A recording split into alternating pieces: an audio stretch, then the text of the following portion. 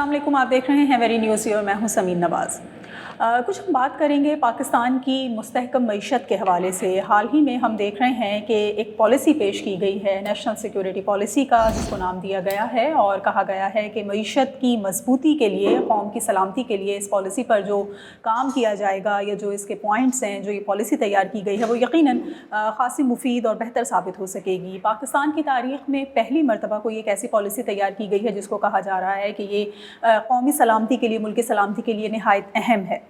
लेकिन अगर हम किसी भी कौम की या मुल्क की सलामती की बात करते हैं तो यकीनन मईशत जो है वो उसकी एक बहुत अहम रुकन की हैसियत रखती है, बहुत बड़ी सपोर्ट करती है, क्योंकि तमाम तर रेवेन्यू यहीं से जनरेट हो रहा होता है। जो तमाम तर सरमाया है किसी भी मुल्क को चलाने के लिए, वो इस मईशत के ज़रिए ही तैयार किया जाता है, पैदा किया जाता है, फ़राहम किया जाता है रियासती इदारों को जिनसे वो इदारे काम करते हैं। पाकिस्तान में मईशत किस हद तक मजबूत हो रही है और जिस तरह से दावा किया जाता है मौजूदा हुक्मरानों की जानिब से या मौजूदा हुकूमत की जानिब से मईशत की बेहतरी का, ये दावा कितना दुरुस्त साबित होता हुआ नज़र आ रहा है। क्योंकि अगर हम माशी सूरत हाल देखते हैं या कारोबारी अफराद से बातचीत करते हैं तो वो खासे परेशान और मायूसी का इजहार करते नज़र आते हैं। इसी पर हम आज कुछ गुफ्तगू करेंगे। हमारे साथ कारोबारी दुनिया की एक मारूफ शख्सियत मौजूद हैं। आप चेयरमैन हैं, चीफ़ एग्जीक्यूटिव हैं बीमा पाकिस्तान के, और उनसे हम जानेंगे कि वो किस तरह से इस पॉलिसी को देखते हैं और पाकिस्तान की मईशत में इस्तेहकाम किस तरह से देखते हैं। गुफ्तगू का आगाज़ करेंगे। हमारे साथ मौजूद हैं मिर्ज़ा शाहनवाज़ आगा। बहुत शुक्रिया सर, आपने वक्त दिया प्रोग्राम के लिए। सबसे पहले हम इसी पे बात करते हैं आपसे, जिस तरह हमने जिक्र किया इस पॉलिसी का, जो कौमी सलामती की पॉलिसी सामने आई है और मईशत की मजबूती भी इसको कहा जा रहा है कि जी वो बहुत इससे ज़्यादा रिलेट कर रहे हैं इसको। जो इकोनॉमिकल सिचुएशन नज़र आती है इस वक्त पाकिस्तान की, आपको क्या लगता है कि ये पॉलिसी कितनी मुफीद साबित हो सकेगी हमारी इकॉनमी को भी स्टेबल करने के लिए? जो इस्तेहकाम हमें ज़रूरी है मुल्क में, वो कितना इसके लिए मुफीद साबित हो सकेगी? देखिए, पहले तो पेशतरी ये कि मैं नेशनल सिक्योरिटी पॉलिसी की जो पेशरफ्त है उस पर कोई भी गुफ्तगू करूं, बहुत ज़रूरी है कि हम लोग तारीख़ का एक तज्ज़िया करें। 1903 में जब कॉलोनिस्ट और एम्पायर्स का दौर था दुनिया में और पॉपुलेशन 3-3.5 बिलियन की थी, तो एम्पायर्स और उनके करता धरता लोग और उसके बाद कॉलोनिस्ट्स, इन लोगों से ये पॉपुलेशन संभल नहीं रही थी। तो इन्होंने ये फ़ैसला किया कि हम दुनिया को मुख्तलिफ़ नेशन स्टेट्स में तक़सीम कर देंगे। तो अब आप देख रहे हैं कि तकरीबन 200 नेशन स्टेट्स इस खित्ते अर्ज़ के ऊपर हैं। और नेशन स्टेट्स जब इन्होंने बनाए तो पता नहीं, किसी महसूस तो ऐसा होता है कोई मामूली ड्राफ्ट्समैन को बिठा के कहा कि भाई लकीरें खींच दो और पॉपुलेशन कंसंट्रेशन के हिसाब से दुनिया को तक़सीम कर दो। उसके बाद मज़ीद हम लोगों ने ये देखा कि जो इलाके के जो नेशन स्टेट्स बने, तो उस इलाके के अंदर जो सबसे ज़्यादा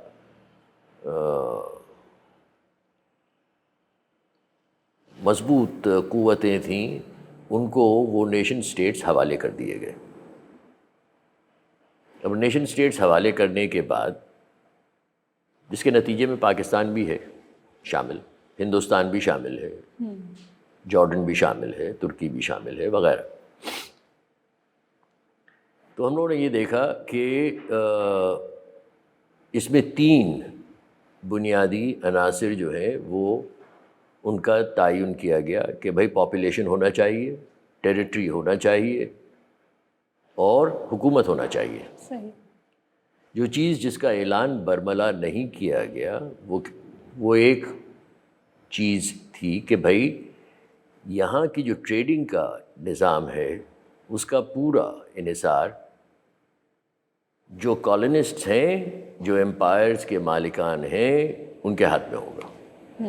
नतीजा क्या है कि छपे हुए कागज़ की बुनियाद के ऊपर उन्होंने ट्रेडिंग को, मैकेनिज़्म को कंट्रोल किया।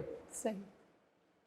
और उसके बाद उस میڈیم آف ایکسچینج جس کو آپ پیسہ کہتی ہیں، اس کی بنا کے اوپر انہوں نے اپنی جو اجارہ داری تھی وہ قائم رکھی، آج بھی ہے۔ دنیا میں کسی بھی خطے کی جو مضبوطی ہے اور اس کی فلاح ہے، اس کا قطعی دار و مدار آزادی ہے، ٹریڈنگ کے اوپر ہے، تجارت کی آزادی، صنعت کاری کی آزادی۔ اب یہ دنیا کی صورتحال ہے۔ دنیا کی پوری سیاست کا دار و مدار صرف اقتصادیات کے اوپر ہے۔ صحیح۔ لہذا جب یہ دنیا کی صورتحال ہے اور یہ تاریخ ہے، تو اس وقت ہم صرف پاکستان کی اگر بات کریں اور نیشنل سیکیورٹی پالیسی کی بات کریں تو ان حقائق کو نظر انداز کر کے ہم بات نہیں کر سکتے۔ اس ملک میں کیا ہو رہا ہے؟ 1947 جب ہم وجود میں آئے، ہم آزاد کبھی نہیں ہوئے، ہم وجود میں آئے۔ جب ہم وجود میں آئے تو اس تاریخ سے لے کے آج کی تاریخ تک جو اقتصادی آزادی درکار تھی وہ نہیں ہے، نہیں دی گئی۔ ہم انہی کالونسٹس اور انہی امپائر مینیجرز کے ہاتھوں میں آج بھی کھیل رہے ہیں اور کھیلتے آئے ہیں 1947 سے۔ نہیں، لیکن یہاں پر اگر ہم تھوڑا سا ایڈ آن کریں تو 1947 میں جب ہم وجود میں آئے تو ہندوستان بھی یقیناً ایک الگ نیشن اور الگ ملک کے طور پر وجود میں آئے۔ وہاں کی تو ہمیں معیشت بہت امپروو نظر آتی ہے، تو کیا وہاں پر خود مختاری دی گئی اقتصادیات کو، یا اقتصادی صورتحال پاکستان سے کیسے بہتر ہے؟ دیکھیے، اقتصادیات کا جو دار و مدار ہے وہ 3-4 عناصر پہ ہے، جن کو آپ فیکٹرز آف پروڈکشن کہتے ہیں۔ لینڈ ہے، لیبر ہے، کیپٹل ہے اور انٹرپرائز ہے۔ ہندوستان اور آپ میں جو فرق ہے، ایک تو لینڈ کا ہے، ان کے پاس لینڈ بہت بڑا ہے۔ صحیح۔ لیبر، ان کے پاس آبادی بہت بڑی ہے، آپ سے 5 گنا 6 گنا بڑی ہے۔ اور اس کے بعد کیپٹل اور انٹرپرائز کا جہاں تک تعلق ہے تو نسبتاً پاکستان کے ان کا جو اقتصادی نظام ہے وہ ہمارے اقتصادی نظام سے نسبتاً زیادہ آزاد ہے۔ اس کی 2 وجوہات ہیں اس آزادی کی۔ وہ ایک، ان کا لیگل سسٹم ہمارے لیگل سسٹم سے زیادہ بہتر ہے، آزاد ہے۔ ٹھیک۔ اور دوسری چیز یہ کہ ان کے پاس اس وقت جو نیچرل ریسورسز ہیں اور ہیومن ریسورسز ہیں وہ آپ سے بہتر اور زیادہ ہیں۔ تو حالات جو یہاں پہ ہیں وہ ویسے ہی وہاں پہ بھی ہیں، کوئی اس میں خاص فرق نہیں ہے۔ ان کا سائز چونکہ بڑا ہے، اس لیے آپ کو یہ محسوس ہوتا ہے کہ وہ ان کی اکانومی اچھی ہے۔ یہاں پہ جو سانحہ ہے وہ یہ ہے کہ یہاں پہ اقتصادی آزادی نہیں ملی، اور اس کا میں آپ کو اس کی ایک مثال دیتا ہوں۔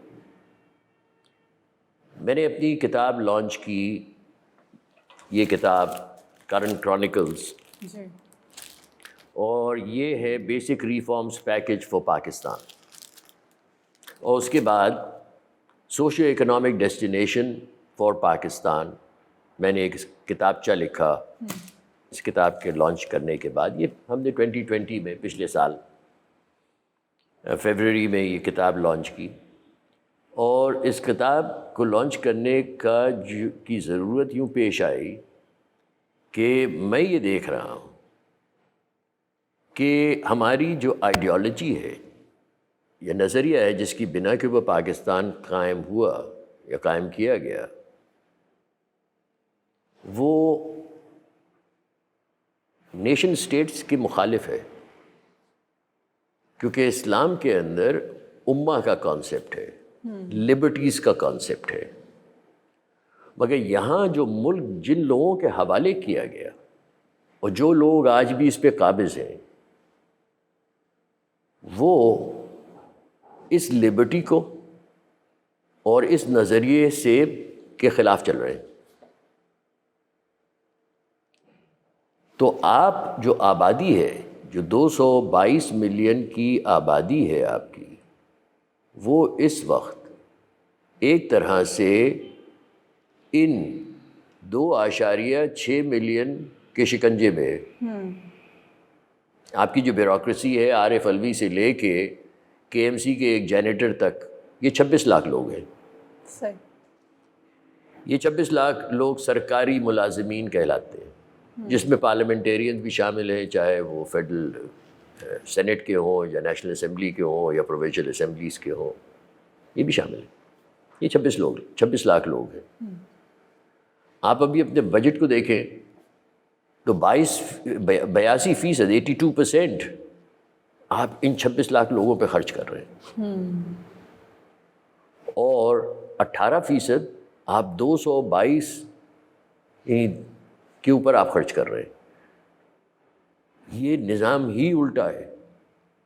اور اس کی وجہ کیا ہے کہ اتنا رئیس ملک جیسے پاکستان ہے، جس کے پاس سارے قدرتی وسائل موجود ہیں، ہیومن ریسورس پار ایکسلنس موجود ہے، آپ بھیک مانگتے پھر رہے ہیں.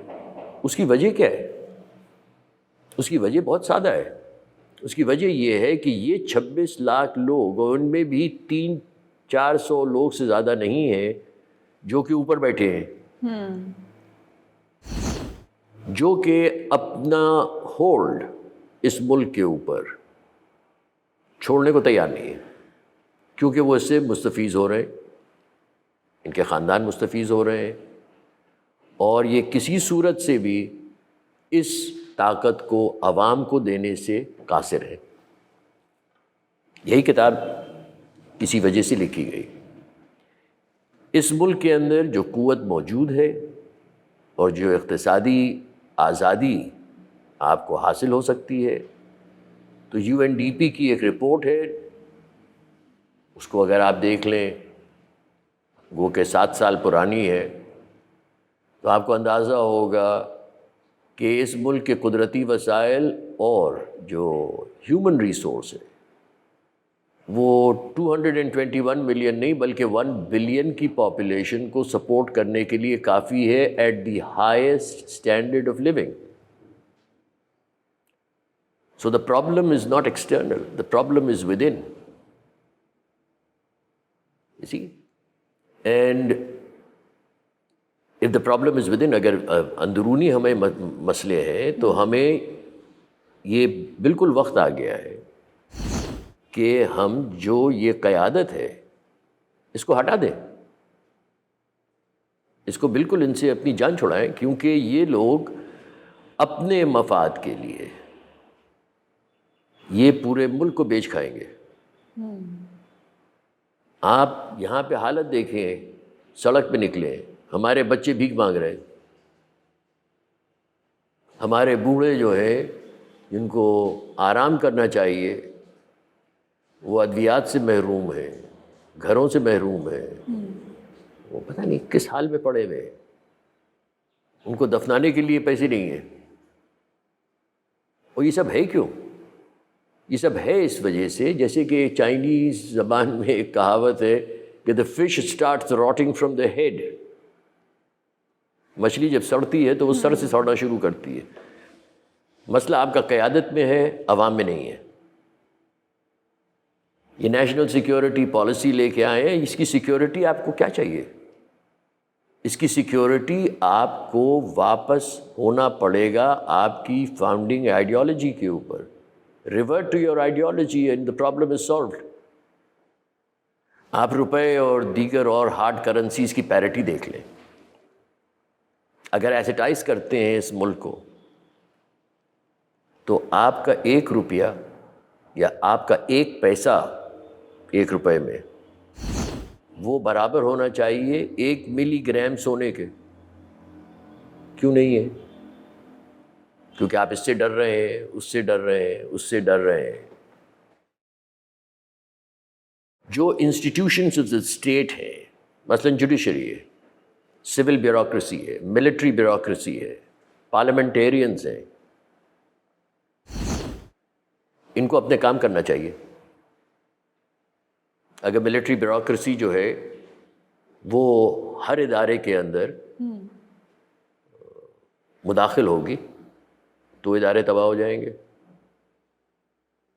اگر آپ کی سول بیوروکریسی جو ہے وہ انڈر پیڈ ہوگی، یعنی کمپنسیشن آف لیبر صحیح نہیں ہوگا، وہ رشوت لیں گے.